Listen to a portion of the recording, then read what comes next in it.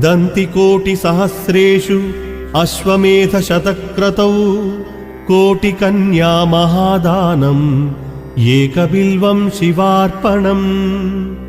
बिल्वानां दर्शनं पुण्यं स्पर्शनं पापनाशनम् अघोरपापसंहारम् एकबिल्वं शिवार्पणम्। सहस्रवेदपाठेषु ब्रह्मस्थापनमुच्यते अनेकव्रतकोटीनाम् एकबिल्वं शिवार्पणम्।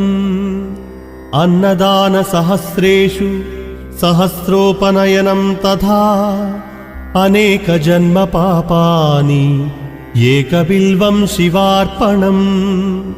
बिल्वाष्टकमिदं पुण्यं यः पठेत् शिवसन्निधौ शिवलोकमवाप्नोति शिवेन सह